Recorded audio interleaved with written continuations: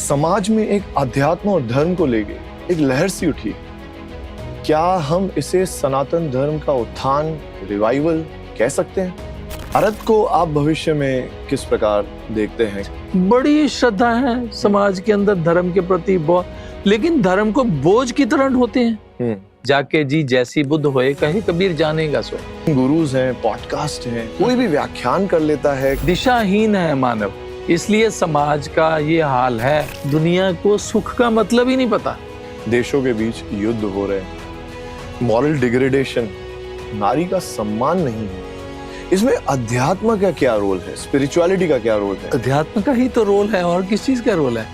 ये तो वक्त बताएगा कि सत्य की क्या ताकत होगी जब पूरे विश्व में चाहेंगे। महाराज जी ने जो मिशन लिया है, देखते देखते हमारे देखते देखते एक बीज से वृक्ष बना देख रहे हैं। महाराज जी का ये भी कोटेशन था, नारी सत्युग लाएगी। हमारे मिशन में आपको सुन के हैरानी होगी, नारी प्रधान मिशन है। महाराज जी कहते हैं कि हमने 80 साल का जो है एक युवा देखा है और एक 18 साल का जो है वृद्ध देखा। कहते हैं भक्ति करे कोई सूरमा, आज्ञा चक्र से आरंभ होता है अध्यात्म। तो फिर परिवर्तन शुरू होता है। तो महाराज जी की कोई ऐसी बात जो आपको हमेशा उत्साहित रखती है? कि एनर्जी का लेवल हमसे 100 गुना ज्यादा होगा।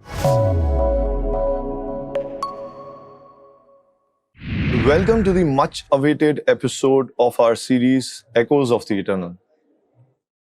The one where we dive deep into some of the profound topics with none other than Swami Narendranand ji.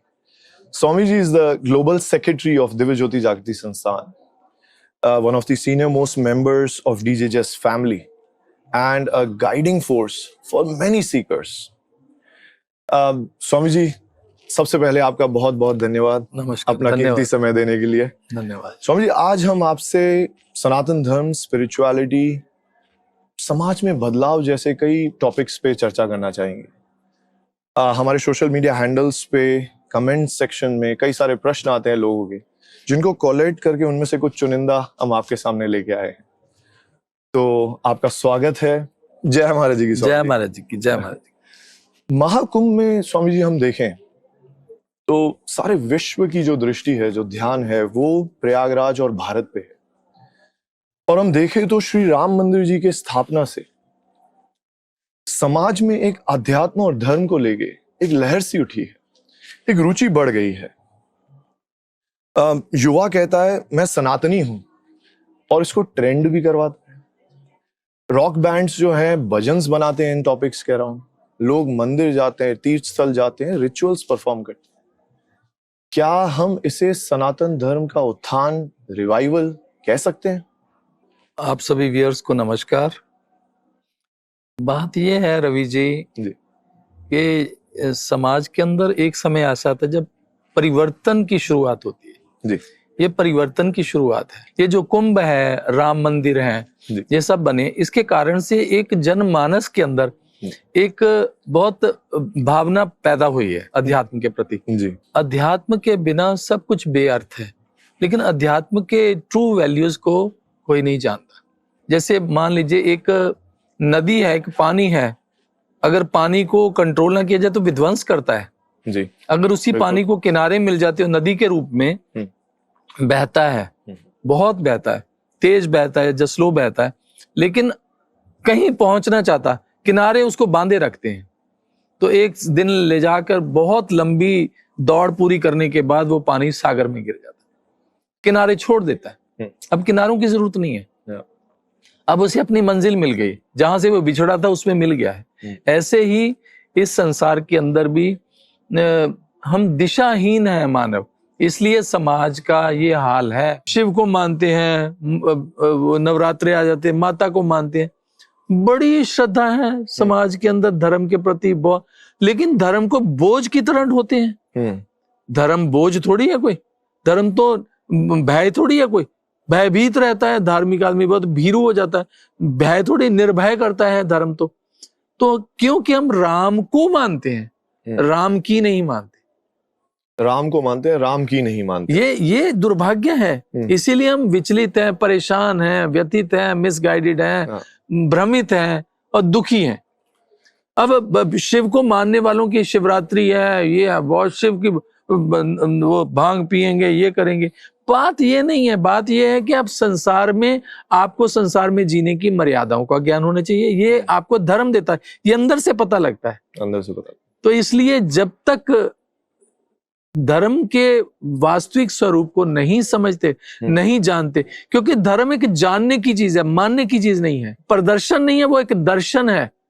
दर्शन अंदर होता है, धर्म देखा जाता है। Religion is a realization of God. जी, ईश्वर का अनुभव धर्म है। धर्म ये नहीं है जो हम कपड़े पहन लिए, ये तो लोगों की आज बनी हुई धारणाएं बनी है, वेश ऐसा रख रही है। महापुरुष तो कहते वेश देख मत भूलिए, पूछ लीजिए ज्ञान। वेश से नहीं हम किसी की पहचान कर सकते। एक व्यक्ति बड़ा जेंटलमैन है, वेश है, अंग्रेजी बोलता है, लेकिन वो ठग है, दुष्ट है, पापी है, तो फिर क्या करोगे? उसके कर्म से पता लगता है ना। बिल्कुल। किसी के अंदर तो आप जब घुस नहीं सकते। तो इसलिए धर्म जो है वो विवेक से काम इंसान लेता है, जो धार्मिक होगा। इसलिए जब तक हम भगवान राम के बताए मार्ग पर नहीं चलेंगे, शिव के बताए मार्ग पर नहीं चलेंगे, देवी के बताए मार्ग पर नहीं चलेंगे, तब तक वो मार्ग पता कैसे चलेगा? वो मार्ग अंतर्मुखी होना है, वो अंदर है। कुंभ के अंदर आपने देखा होगा कितने हजारों लाखों युवा अट्रैक्ट हो रहे हैं, बिल्कुल, गंगा स्नान कर रहे हैं, हालांकि उन्हें मालूम नहीं है जी, लेकिन कर रहे हैं जी। लेकिन कम से कम उनके अंदर ये भावना तो जागी, ये हमारी संस्कृति है, हमें संस्कृति की ओर चलना है। हमारे ग्रंथ शास्त्र भी कहते चरे वेती, चलते चलो चलते चलो। किधर? डायरेक्शनलेस नहीं। डायरेक्शन कहां से मिलेगी? उसके लिए जरूरत है, we need a perfect master. उसके लिए दिशा की जरूरत है, गुरु की। जी, गुरु की जरूरत है, क्योंकि गुरु के बिना डायरेक्शन नहीं मिल सकती। दिशा नहीं है तो दशा ठीक नहीं हो सकती। स्वामी जी, समाज में बहुत प्रकार के भ्रम भी रहते हैं।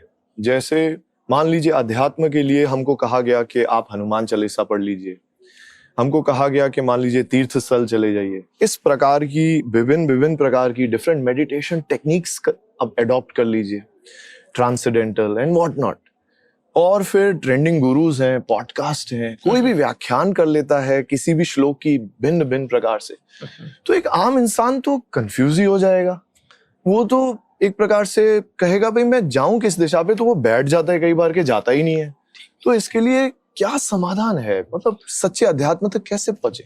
देखिए, बात ये है कि महापुरुषों ने बहुत सदियों पहले कहा, जाके जी जैसी बुद्ध होए, कहे कबीर जानेगा सोए।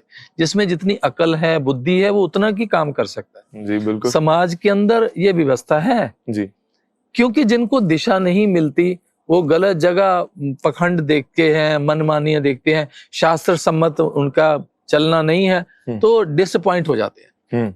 क्योंकि पढ़ा लिखा है, पढ़ने लिखने से दिमाग तो प्रगति करता ही है ना, दिमाग की तो डेवलप होता ही है ना। बिल्कुल। अकल तो बढ़ती है, बुद्धि का तो विकास होता ही है पढ़ाई से, लेकिन अध्यात्म से विवेक का विकास होता है। इसलिए बिन सत्संग विवेक ना होए। जब तक हमारा ईश्वर से मिलन नहीं होता तब तक विवेक नहीं हो सकता। और इसके लिए जरूरत है हमें, जो हमारे ग्रंथ शास्त्रों के अंदर लिखा, जैसे अभी आपने कहा जी, ग्रंथ शास्त्रों के अंदर तो ठीक लिखा। अब आप देखिए, फॉर एग्जाम्पल 19 साल का विवेकानंद, नरेंद्र नाम था उसका जी, उसको ये लगा कि ईश्वर कोई शक्ति है जो हमें जनरेट कर रही है, ऑपरेट कर रही है, डिस्ट्रॉय कर रही है। वो कोई शक्ति है, वो ईश्वर है। GOD गॉड कहते हैं ना जी, generator, operator, destroyer, Brahma Vishnu Mahesh ji. तो वो कोई शक्ति है जो इन तीनों को भी चला रही है। तो उसको पाने के लिए उसने ग्रंथों के ऊपर सहारा लिया कि हम देखो इनके अंदर क्या लिखा। तो उपनिषद पढ़े, उपनिषद गुरु शिष्य संवाद है, उसके अंदर उसने लिखा जब पूर्ण गुरु मिलता है, परफेक्ट मास्टर मिलता है, तो आपके अंदर तत्क्षण दर्शन करा देता है ईश्वर के, प्रकाश के, शक्ति के, चेतना के। मतलब शब्द अलग अलग हो सकते हैं लेकिन कहने का भाव वही है। वो चेतना, वो शक्ति, वो विद्युत, वो आत्मशक्ति, वो कुछ भी कह सकते। ईश्वर अंश जीव अविनाशी, वो ईश्वर का अंश है। वो जो हमारे अंदर है वो ईश्वर ही है, उसका अंश है। पानी की एक बूंद का एनालाइज कर लो या पूरे समुद्र का कर लो, रिजल्ट इज सेम। बिल्कुल। ऐसे ही उन्होंने कहा कि ईश्वर तभी प्राप्त हो सकता है जब गुरु शिष्य का मिलन होगा, गुरु भी परफेक्ट। आज समाज में भिन्न भिन्न तरह के गुरु हैं, भिन्न भिन्न तरह की बातें हैं, भिन्न भिन्न तरह के विचार हैं, तो व्यक्ति की बुद्धि कंफ्यूज होगी ना, ठीक क्या है गलत क्या है। जी स्वामी जी। तो उसने पढ़ा, जिज्ञासा बहुत थी, उम्र बहुत यंग थी उसके वक्त, तो वो चल पड़ा, सबके पास पूछता, सबके पास जाके एक ही प्रश्न करता कि मुझे दिखाओ, ईश्वर है तो दिखाओ जी। लेकिन वो चलता गया, सब उसे समझाते हैं, थ्योरी देते हैं, बातें करते हैं, तो उसका कहना था मुझे मत बताओ, मुझे मत सुनाओ, मुझे दिखाओ, अगर आपके पास सामर्थ्य है तभी मैं मानूंगा। तो वो किसी के चरणों में नहीं गिरा। लेकिन एक समय ऐसा आ गया जब वो बहुत क्रोध, बहुत व्यथित होके बैठ गया कि सब पखंडी हैं, सब बेकार हैं, कुछ नहीं है कहीं मिल रहा।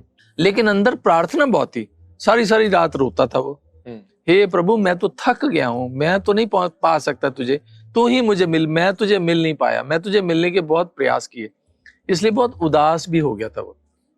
उसने निर्णय किया कि अब मैंने किसी के पास नहीं जाना, ये सब पखंड करते हैं। तो एक दिन उसके मित्र ने उसको अपने घर बुलाया कि मित्र मेरे घर आ, और मेरे घर में बहुत महान पहुंचे हुए गुरु आ रहे हैं, बहुत महापुरुष है, ठाकुर रामकृष्ण परमहंस जी, वो अवतार माने गए हैं हमारी भारतीय संस्कृति। बिल्कुल। तो उसने कहा कि मैं बिल्कुल नहीं आऊंगा, मैं मिलना नहीं चाहता, मैं नहीं आ सकता, सॉरी। तो वो मनस्थिति मित्र जानता था इसकी कि ये बहुत परेशान है, बहुत दुखी है। तो इसने कहा कि ठीक है, तू उनके लिए नहीं, तू मेरे लिए आ, मेरी हेल्प कराने के लिए मेरे घर आ। तो वो कहता है ठीक है मैं तेरे घर आऊंगा जी। तो क्या होता है कि वो उसके घर में उस दिन सत्संग था, ठाकुर रामकृष्ण परमहंस सत्संग कर रहे थे, काफी लोग बैठे हुए थे सामने। तो नरेंद्र आया, आके पीछे ही बैठ गया। तो उन्होंने आकर कहा, ठाकुर ने देख लिया वो तो अंतर्यामी थे, अवतार थे, भगवान थे, लेकिन चेहरे से थोड़ी महापुरुष की पहचान होती है, भाषा से थोड़ी होती है, मीठी मीठी बातों से थोड़ी होती है, ज्ञान से होती है। भेष देख मत भूलिए, पूछ लीजिए ज्ञान। इसीलिए हमारे ग्रंथों में कहा ज्ञान से परख करो कि वो दिखा सकता है कि नहीं दिखा सकता। जी जी। तो उन्होंने उसके पास जाके, मित्र ने कहा कि महाराज मेरा मित्र है और पीछे बैठ गया, वो साधु संतों से बहुत परेशान है और वो नहीं आएगा, लेकिन वो बहुत खोजी है, बहुत जिज्ञासु है। और तब उन्होंने, ठाकुर ने कहा कि उसको जाके कहा एक भजन सुनाए। ठाकुर को कैसे पता वो भजन गाते, अंतर्यामी है ना, दिल की जान गए कि वैरागी है, जो वैराग बहुत है। तो उन्होंने भजन सुनाया नरेंद्र ने अपने मित्र के कहने से, और उस भजन में भाव भी ऐसे थे, प्रभु मैं तो थक गया हूं, मैं तो नहीं मिल सकता तेरे, और लेकिन तू ही कृपा कर, तू मुझे मिल, मुझे दिशा दिखा, मैं भटका हुआ हूं। तो ऐसा भजन गाया जिसमें नरेंद्र भी रो रहा है, सारी संगत भी रो रही है सुन के, यहां तक के ठाकुर रामकृष्ण परमहंस भी रो रहे हैं। ठाकुर रोते रोते पीछे उतर के मंच से पीछे कमरे में चले गए, उस नवयुवक को बुलाया और बुला के कहते हैं कि भाई आप इतनी देर क्यों कर दी आने में, मैं तो कब से तेरा इंतजार कर रहा था, तूने आने में क्यों देर कर दी जी। तो वो, उसने अपनी आंखें पोंछी और कहता महाराज मुझे एक बात बताओ कि क्या ईश्वर है, ईश्वर की सत्ता, कोई ईश्वरीय शक्ति है कोई? उन्होंने हाँ में सिर हिलाया, कुछ नहीं बोले। 19 साल का लड़का। वो कहता है अगर है तो क्या आपने देखा है? उन्होंने हाँ सिर हिलाया, हाँ में। हाँ मैं देखा है, अब भी देख रहा हूं, तेरे से नजदीक देख रहा हूं। तीसरा प्रश्न उसने कहा कि अगर वो है तो उसका प्रमाण क्या है, उसका प्रूफ क्या है? अगर वो ईश्वर है, वो कहते उसका एक ही प्रूफ है कि तू देख ले, पार ब्रह्म का तेज कैसो हो उन्मान, कहने में शोभा नहीं देखा ही प्रमाण। अब किसी ने मीठा खाया ही नहीं है, उसको आप मीठे की बातें सुना रहे हो, उसने जिंदगी में मीठा नहीं खाया, तो कैसे वो असेस करेगा ना? कितनी लॉजिकल बात है ये स्वामी। इसलिए जब तक उसको नहीं मिला तो फिर उसने कहा कि महाराज क्या मुझे मैं दिख सकता है? तब प्रार्थना की, उनके चरणों में गिरा। वो कहते हाँ मैं तुझे दिखाऊंगा, तो अपने साथ ले गए। और फिर जिस वक्त वो उनकी कृपा होनी थी, उनको बिठाया, उनके सिर पे हाथ रखा। 40 साल पूरे नहीं किए, 39 प्लस के अंदर वो उसकी डेथ हो गई थी। 20 साल के अंदर उसने दुनिया हिलाई। ये है कॉन्फिडेंस। ये कहां से आया? दिशा थी उसके पास, वो दिशा में बहा। शास्त्रों की बात करता था। जब तक शास्त्र सम्मत हम नहीं चलेंगे, शास्त्र का आधार नहीं लेंगे जी। पढ़ना जरूरी है, शास्त्र थ्योरी है जी, लेकिन प्रैक्टिकल तो इस लैब में होगा ना, शरीर में होगा। और इस शरीर की लैब में प्रैक्टिकल तभी होगा जब परफेक्ट मास्टर मिलेगा। दिव्य ज्योति, आप रवि जी हैरान होंगे, दिव्य ज्योति ने जी तिहाड़ जेल में जा हार्ड कोर क्रिमिनल्स इस ज्ञान से परिवर्तित हुए तिहाड़ जेल के अंदर। यस, और वो बदले हैं, उनका जीवन बदला है और वो जेल से रिलीज होकर उन्होंने कभी क्राइम नहीं किया। इसके कारण से ही हमें तिहाड़ से आरंभ किया, तिहाड़ दिल्ली जेल से। हाँ, दिल्ली में तिहाड़ जेल है, सुना होगा आपने। तो ये पूरे देश की 40 जेलों में इस वक्त काम कर रहे हैं। स्वामी जी, आपने अभी स्वामी विवेकानंद का बहुत ही उत्कृष्ट एक लाइफ जर्नी के बारे में बताया। बड़ा कोइंसिडेंस, उनका भी नाम नरेंद्र था पहले, आपका भी नरेंद्र है। तो आपने कब संन्यास धारण किया? आपने कब दिव्य गुरु श्री आशुतोष महाराज जी से ज्ञान प्राप्त किया? कैसी रही वो मुलाकात, उसके विषय में थोड़ा सा बताइए। ये तो बहुत पर्सनल है चीज जी।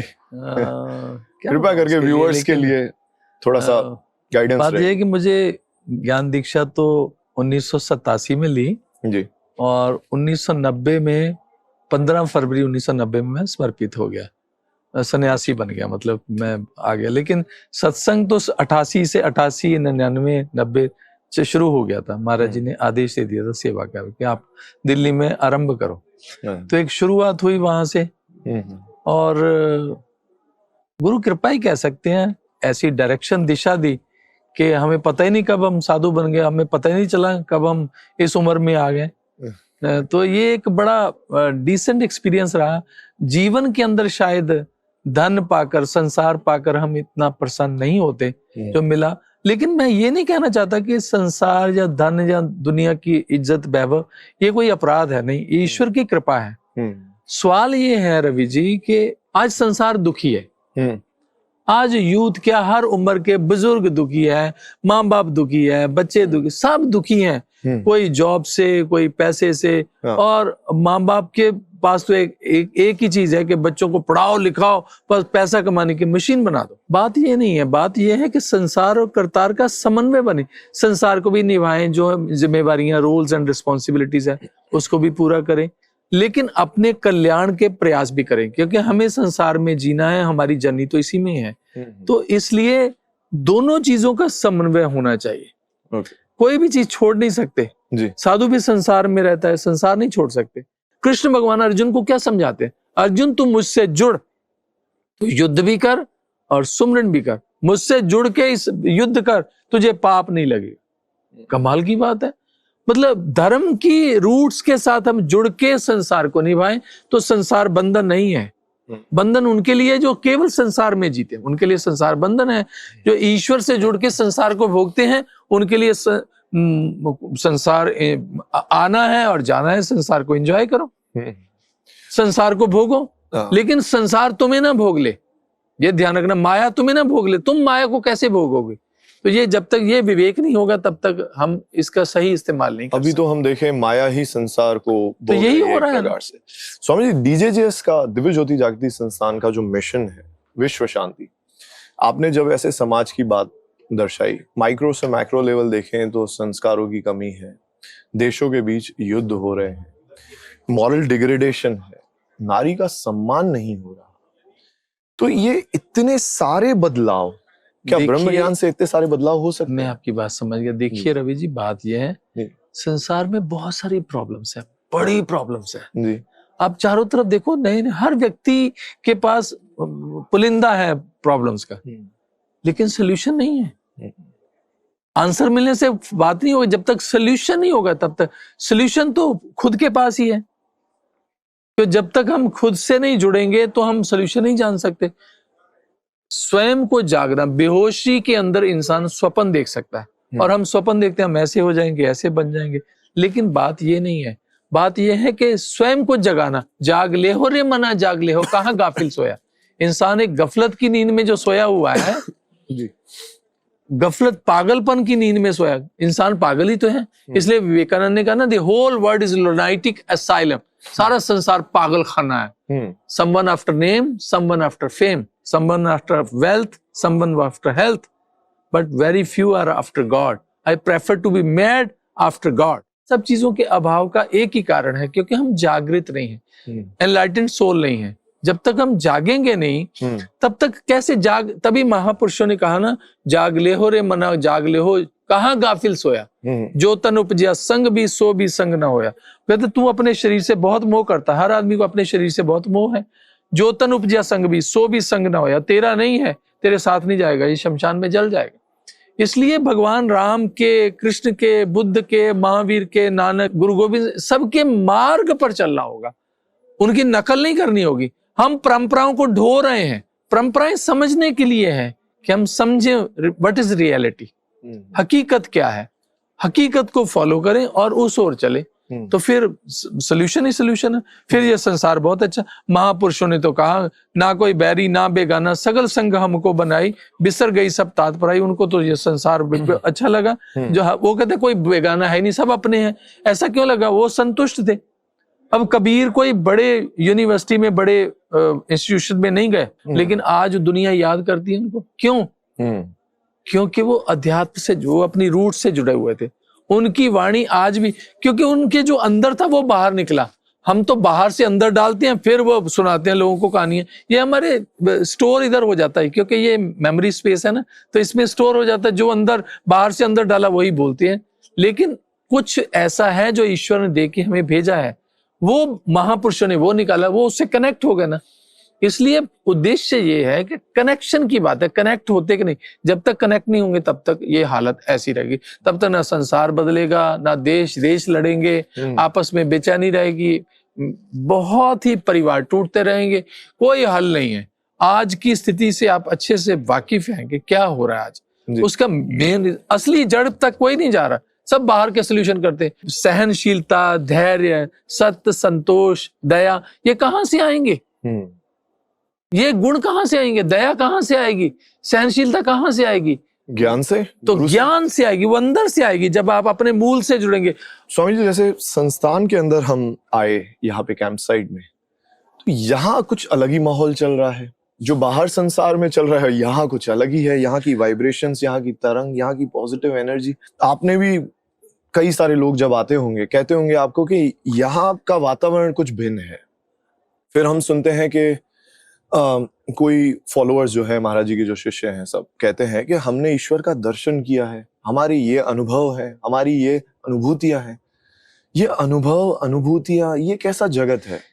क्या ये कोई साइंस है इसके पीछे, या भावनात्मक स्तर पे है, या हम कुछ इमेजिन कर रहे हैं और उस चीज को अनुभव कर रहे हैं? आप कुंभ के अंदर आप आए हैं, आप सब पूछ रहे हैं, तो कुंभ के अंदर हमारा कोई भी जितना लिटरेचर है उसके अंदर एक टैगलाइन है, आज्ञा चक्र की त्रिवेणी में भी करें संगम स्नान। इसका क्या डीप रहस्य? इसका मतलब ये है कि हमारे अंदर चक्र है, आज्ञा चक्र यहाँ है, हमारी दोनों आंखों के आईब्रोज के ऊपर आज्ञा चक्र है यार। तो क्योंकि हमारे ग्रंथ शास्त्रों ने कहा कि ईड़ा, पिंगला, सुषमना 3 बसे इकठाई।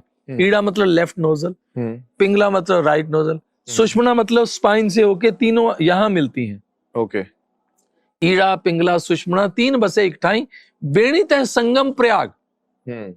बेणी भगत जी की वाणी है, शास्त्रों में संगत है, प्रमाणित है ये। बेणी तह संगम प्रयाग, वहां संगम होता है। जब ये तीनों नसें एक जगह मिलती हैं तो वहां प्रकाश प्रकट होता है। बेणी तह संगम जब मिलती हैं, प्रयाग, प्रयाग का अर्थ क्या है? जहां आपके अंदर एक अद्भुत शक्ति का दर्शन होता है। बेणीता संगम प्रयाग, मन मज्जन करे निताई। शरीर ने मज्जन होता है स्नान करना, मन, शरीर ने स्नान नहीं किया, मन करेगा। मन क्या है? Mind is a bundle of thoughts. हमारे विचार, हमारी सोच, हमारा चिंतन, ये पवित्र होना चाहिए।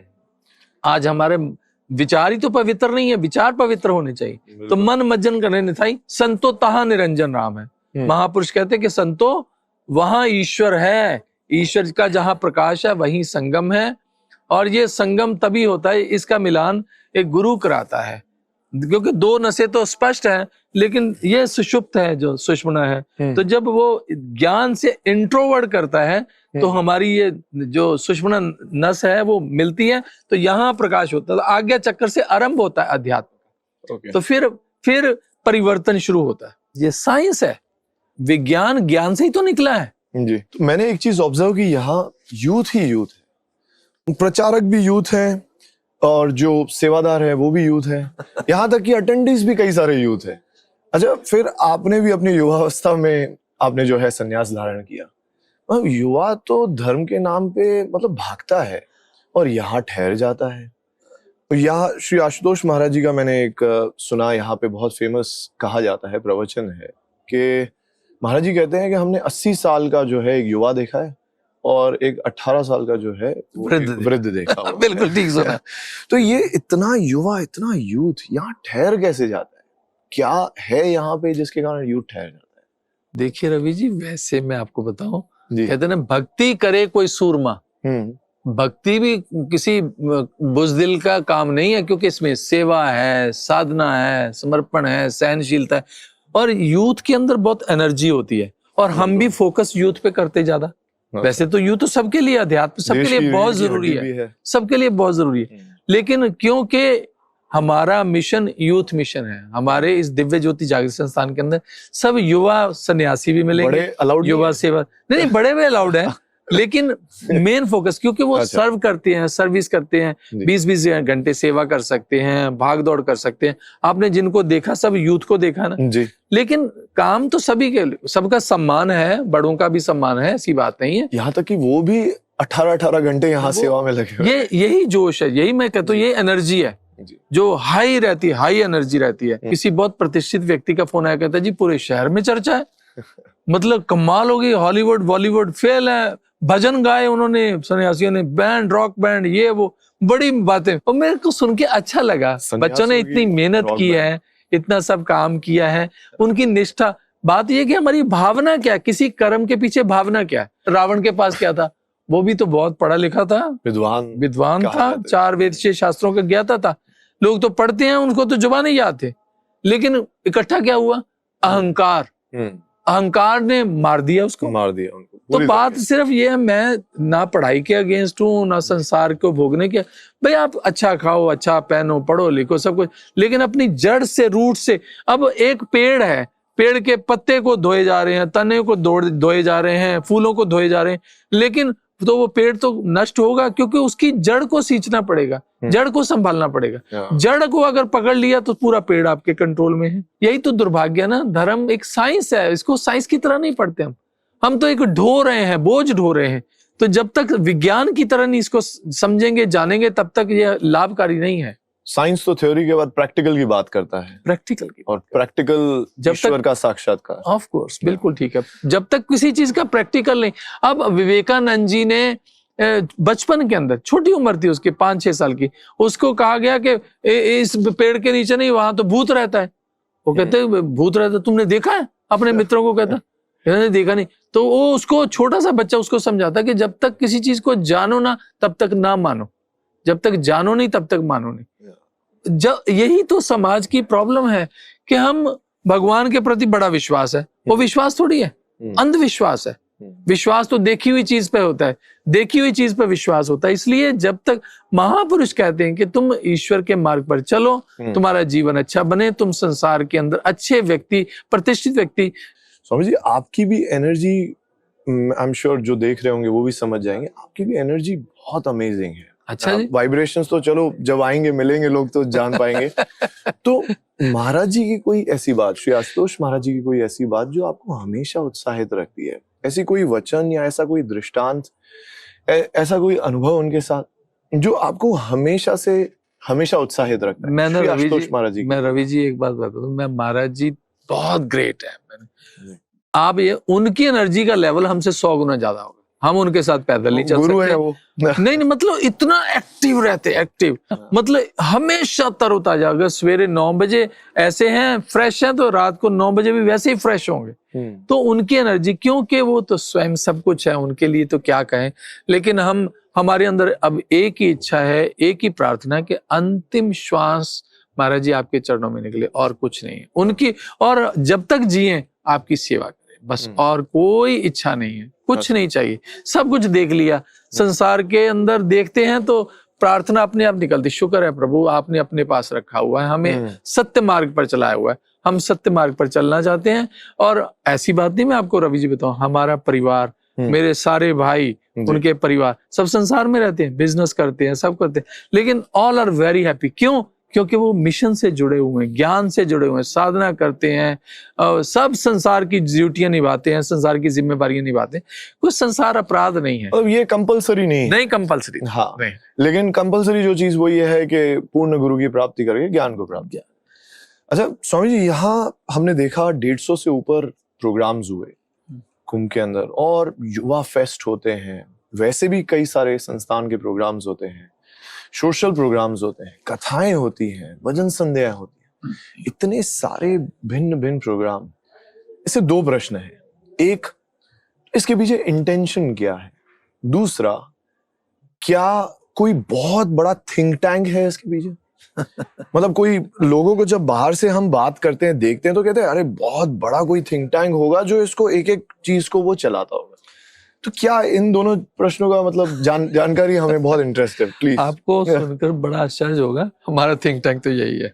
यहाँ से जो है प्रेरणाएं मिलती हैं वो ग्राउंड पे आ जाती हैं। महाराज जी किसी से कुछ भी करा सकते हैं। चीज रवि जी अनुभव की है वो ये है कि महाराज जी इतने इतने इतने महान होने के बाद भी कभी उन्होंने आगे नहीं हुए, अपने बच्चों को आगे किया है, पीछे रह के डायरेक्टर की तरह काम किया, एक्टर की तरह काम नहीं किया। और उन्होंने सबको मान सम्मान, ऐसे समाज को, ऐसे लोगों को आगे किया है, और ये उनकी ग्रेटनेस है। हमारा यहाँ आके आने का मतलब आपने पूछा ना, मतलब इतने प्रोग्राम करने के पीछे समाज को एक मैसेज दिया जाए, उनके अंदर कोई हलचल मचे कि मुझे जीवन में शांति चाहिए। अगर शांति चाहिए तो आओ, जो तो को प्रेम खेलन का चाहो तद सिर तर धरी गली मुरिया।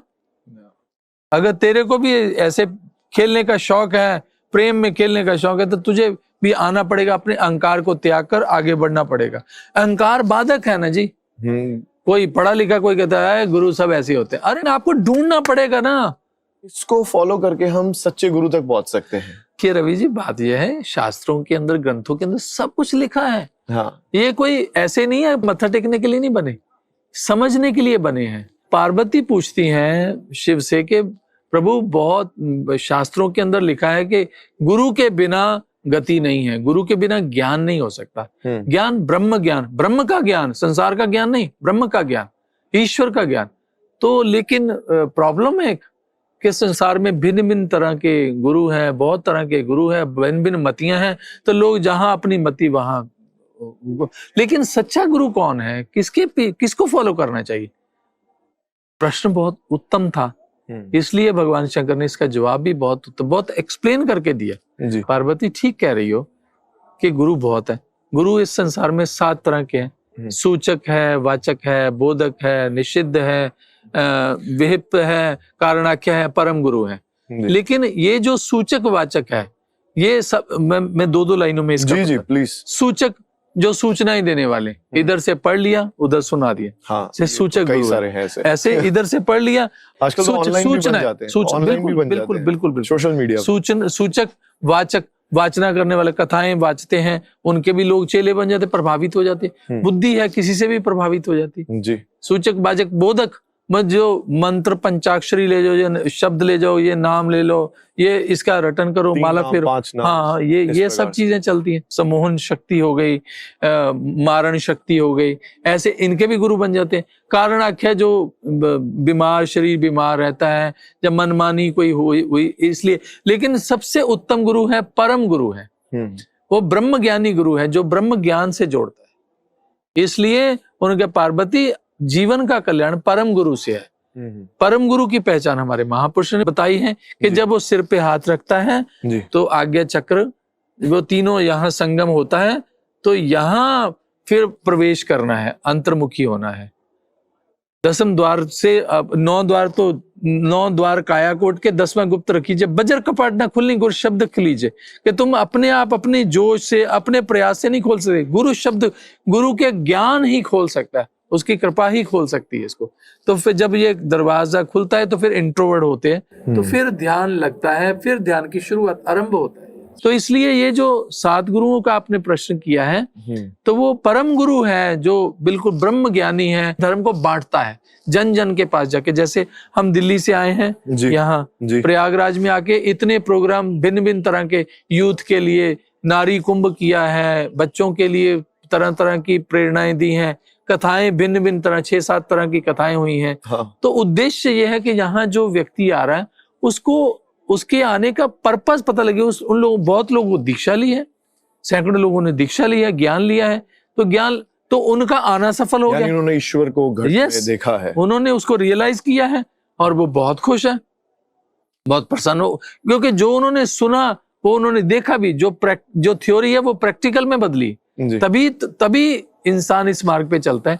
देश के भिन्न भिन्न इलाकों में आकर उन्होंने इन सब चीजों को आए हैं, किसी बहाने से आए हैं, मिशन के अंदर आए हैं, इसलिए कितनी रौनक रहती, सारा दिन लोगों का फुटफॉल रहता है, क्योंकि बहुत लोग जिज्ञासु भी है, इसमें जिज्ञासा लेके आते हैं। स्वामी जी, मतलब आप कह रहे हैं कि एक व्यक्ति अगर जागृत होगा तो उसी से हम जो है मैक्रो लेवल पे संपूर्ण परिवर्तन ला सकते हैं। देखो, संसार की मानव ही एक इकाई है, वो भी एक संसार है, इकाई है, उसको मिलते मिलते बहुत लोग, इसलिए एक दिया जब बुझा हुआ जल जाता है तो हजारों बुझे हुए दियों को जला सकता है, लेकिन हजारों बुझे हुए दिए मिलके भी एक दिए को जला नहीं सकते। मैं एक एग्जांपल देता हूँ। आज के युग में, आज के समय में कोई बहन या बेटी घर से बाहर चली जाए और रात को टाइम से घर ना आए तो आप चिंतित हो जाते हैं, बहुत चिंतित हो जाते हैं। किससे चिंता करते हैं, किससे डरते हो?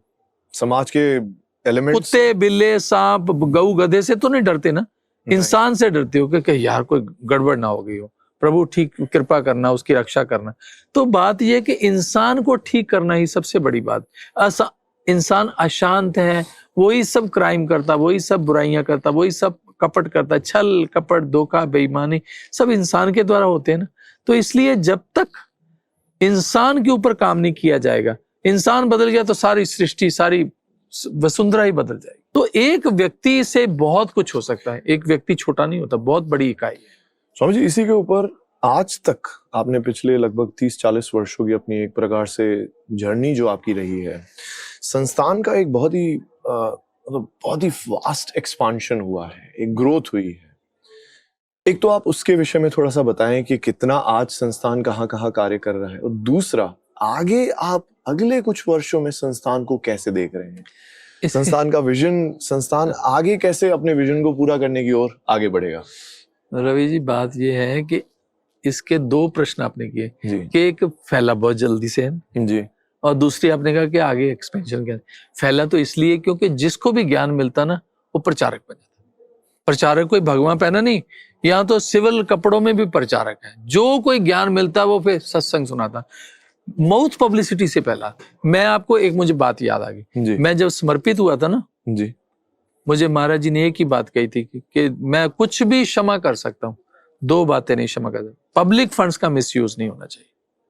अच्छा, पब्लिक फंड्स का मिसयूज नहीं। लोग दान देते हैं क्योंकि उनकी धारणा बदले कि किस जगह लग रहा है, और दूसरा चरित्र बहुत महान चाहिए, पवित्रता चाहिए जीवन, चरित्र से हो गिरा चरित्र। हाँ, तो बात यह कि ये 2 चीजों का संग लेकर यहाँ ये मिशन आगे बढ़ा है, और इसकी प्रगति महाराज जी मतलब मौन रह के भी गजब कर रहे हैं, गजब हो रहा है। और एक उनकी ये निष्ठा, निष्कामता, एक साधारण से साधारण व्यक्ति, गरीब से गरीब व्यक्ति भी चाहता है कि मैं कुछ कर गुजरूं, मैं इस जिंदगी में कुछ कर गुजरूं, लोगों को पकड़ के सत्संग सुनाना। अब आपने कुंभ में देखा होगा क्या 100-100, 200-200 बच्चे, महिलाएं, गृहस्थी लोग निकल जाते थे, पूरे कुंभ मेले में फैल जाते थे, जाके सत्संग सुनाना, प्रचार करना। तो ये तो नंबर 1 तो ये रहा कि ये प्रचार इसलिए फैला, लोग प्रभावित होते हैं, या हमारे जैसे साधारण व्यक्ति है कितना बढ़िया सुना रहा है, समझा रहा है। दूसरा कौन सा प्रश्न किया था? कि हम भविष्य में ये जो मिशन का पूर्णता हमें प्राप्त करनी है, वर्ल्ड पीस जो हम कह रहे हैं, विश्व शांति, भविष्य में हम संस्थान को कैसे देख रहे हैं? रवि जी, हमारे अभी जो फॉर द टाइम बीइंग इस वक्त तक आज तक मतलब 350 ब्रांचेस हमारे पूरे देश में, पूरे ग्लोब में है, पूरे विश्व में। हाँ, पूरे विश्व। ठीक है। तो लेकिन ये है कि जैसे जैसे प्रचारक, यंग यूथ ब्रिगेड यहाँ समर्पित हो रही, आपने जो हमारे मिशन में, आपको सुन के हैरानी होगी, नारी प्रधान मिशन है और उनके पास प्रचार का जिम्मा, अकाउंट्स का, सोशल प्रोजेक्ट्स, ये सारे बहनें करती हैं हमारी।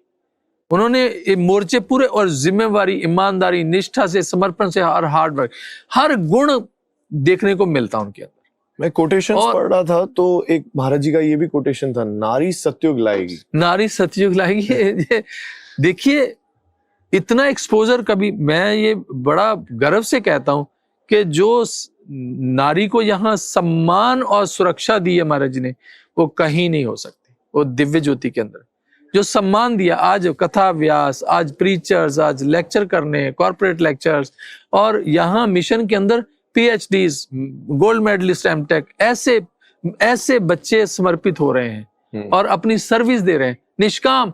20-20 लाख, 25-25 लाख की नौकरियां रिजाइन करके बच्चे डिवोट हो रहे हैं, अपनी लाइफ जीवन दान दे रहे हैं। ये कोई छोटी बात नहीं है। ये तो वक्त बताएगा कि सत्य की क्या ताकत होगी जब पूरे विश्व में छाएंगे। महाराज जी ने जो मिशन लिया है, देखते देखते हमारे देखते देखते एक बीज से वृक्ष बना देख रहे हैं, और बड़ी हैरानी होती है। हम यहाँ तक, जिस दिन मैं कुंभ में आया हूं, मैं देख के हैरान, 10 एकड़ तक का इतना बड़ा प्लॉट, और ऐसे, और इतना फुटफॉल बाहर। आज जिस दिन से आए हैं, बाहर मेन गेट से बाहर ही नहीं निकले, फुर्सत ही नहीं मिली। तो ये जो प्रचार के द्वारा ये पूरी दुनिया में फैलेंगे, और आने वाला हमारा जो मिशन है वो है कि सेल्फ अवेकनिंग से वर्ल्ड पीस, हमारी विश्व शांति कैसे, और ज्ञान से शांति आ सकती है। मतलब ये सिर्फ बातें नहीं है, ये संभव है। नहीं, संभव है, संभव होगा।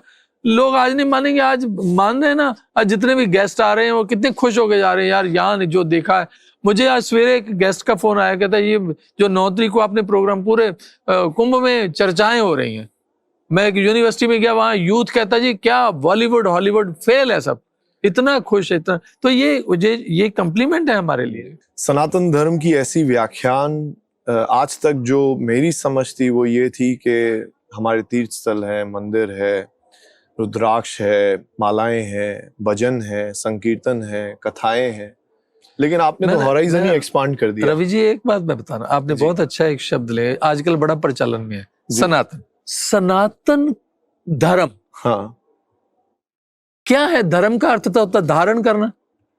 धर्म का अर्थ होता है धारण करना। जैसे एक व्यक्ति की शादी हुई, उसने पत्नी को धारण किया, स्वीकार कर लिया, हाँ जी, है ना। ऐसे ही धर्म को धारण करना। धर्म तो हमारे अंदर ही है, लेकिन हमें जानकारी, हमें ज्ञान नहीं है, उसका नॉलेज नहीं है, प्रैक्टिकल नहीं हुआ। तो जब हम उसको देख लेते तो धारण कर लेते। सनातन क्या है? सनातन मतलब नेवर एवर चेंज, जो कभी बदलता नहीं है, जो समय से परे है, जो समय से परे है, सोच से परे है। वो सनातन क्या है? वो है आत्मा। आत्मा कभी बदली। एक 2 महीने के बच्चे के अंदर करोड़ों साल पुरानी आत्मा है। शरीर तो 2 महीने का है उसका, लेकिन उसके अंदर आत्मा वो लाखों करोड़ों साल पुरानी है। आत्मा बदलती नहीं है, उसके अंदर कोई परिवर्तन नहीं आता। इसलिए आत्मा को जानना ही सनातन धर्म है। जब तक हम इस सनातन धर्म को पकड़ेंगे नहीं, फॉलो नहीं करेंगे, कहने से नहीं होगा सनातनता का। ये प्रचार हो रहा है, बहुत अच्छी बात है। ये भी प्रभु की बड़ी कृपा है कि देश के अंदर ऐसा माहौल बना, दुनिया के अंदर ऐसा माहौल बना। लोग देश की तरफ, हिंदुस्तान के अंदर नजर उठा के देख रहे हैं, एक उम्मीद की दृष्टि से देख रहे हैं। क्योंकि ये क्यों हुआ, ये क्यों परिवर्तन आ रहा है, इसके पीछे कोई कारण है। ये समय, क्योंकि ये तो वक्त आने पर, वक्त से पहले कोई बात करना अच्छा नहीं। जब फिर कभी मिलेंगे फिर बात करेंगे। ये चक्कर क्या चल रहा है, इसके पीछे कौन है। स्वामी जी ने यहाँ एक सस्पेंस क्रिएट कर दिया है कि ये जो सब परिवर्तन आ रहा है, इसके पीछे कुछ अलग ही कारण है। आपसे बात करके मुझे वैदिक भारत की स्मृतियां आ गई, जो एक समृद्ध ज्ञान से ओतप्रोत भारत हुआ करता था। स्पिरिचुअलिटी हो, वेल्थ हो, एक प्रकार से पूर्ण तरीके से समृद्ध। तो लेकिन आक्रांत आए 1200 वर्ष हम देखें तो पूरा लूट गए, मैकुले वगैरह आए, एजुकेशन सिस्टम बदल दिया, हमारा संस्कृति से एक प्रकार से अलग ही कर दिया। भारत को आप भविष्य में किस प्रकार देखते हैं? कैसा हम आगे चल के हम किस प्रकार से उसको आगे बढ़ते हुए देखते हैं, भारत का भविष्य? ठीक कह रहे हो रवि जी। ये एक ना महाराज जी के पास बहुत समय पहले कोई लोग आए, उन्होंने कहा महाराज जी भारत तो सोने की चिड़िया थी, इसको आक्रांता लूट ले गए, लूट लो के आज देश कहाँ खड़ा है जी। तो महाराज ने कहा वो सोने की चिड़िया थी जी, अब सोने का शेर बनेगा, अब कोई लूट नहीं पाएगा इसको। क्योंकि हमारी अज्ञानता के कारण, हमारे सेल्फ इंटरेस्ट के कारण हम बिके हैं, बिकाऊ, इसके कारण से ही तो उनको मौका मिला ना। अगर हम इंडिपेंडेंट होते, अगर हम सेल्फ अवेकन होते तो हमें कोई कैसे लूट सकता था।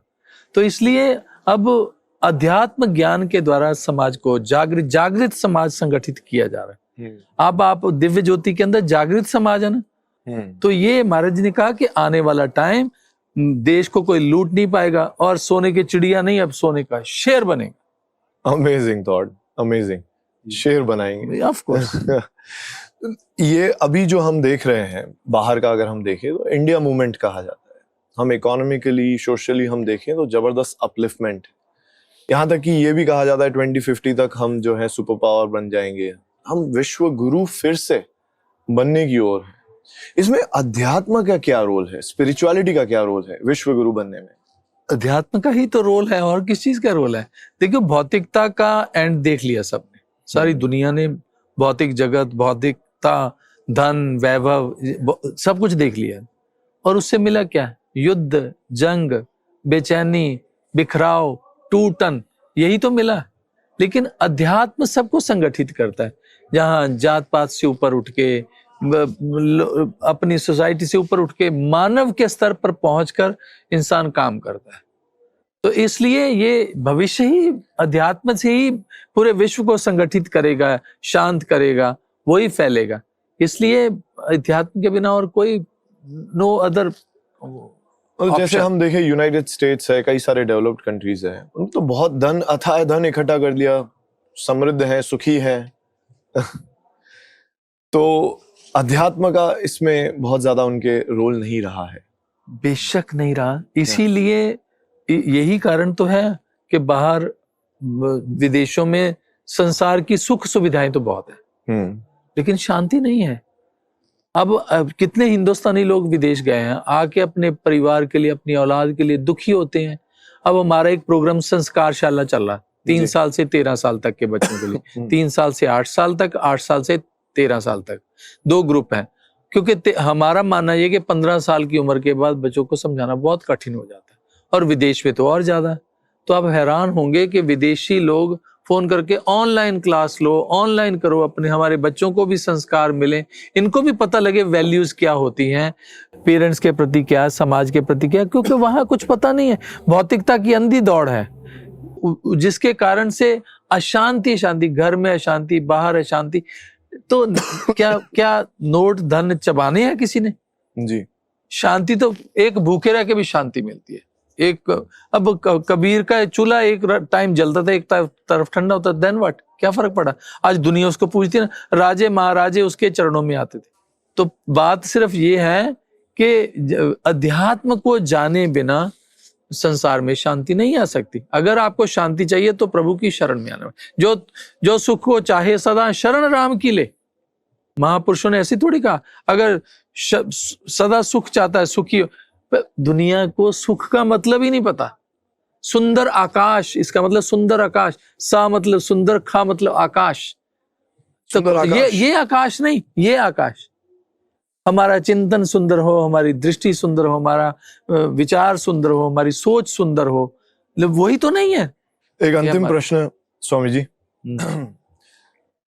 श्री आशुतोष महाराज जी के विषय में आपको कुछ बताना हो, कोई भी ऐसी बात जो आप जानते हैं उनके विषय में, कोई संवाद हो, कोई बात महाराज जी ने बताई हो? महाराज जी, उनकी ग्रेटनेस तो यही है कि उन्होंने समाज में वो कुछ करके दिखा दिया, ऐसे ऐसे लोगों को बदल दिया जो नशई थे, बेईमान थे, हार्डकोर क्रिमिनल्स थे तिहाड़ के अंदर। ये तो सारा जगत जानता है। तो उनके जीवन में एक अमूलचूल परिवर्तन देखा है, इसलिए उनके प्रति हमारी अनन्य अनन्य श्रद्धा है जी। और यही प्रार्थना है कि हम अंतिम श्वास तक उनके चरणों में अपने सर्विस दें। बहुत बहुत धन्यवाद स्वामी जी हमारे सारे प्रश्नों का उत्तर देने के लिए। Thank you.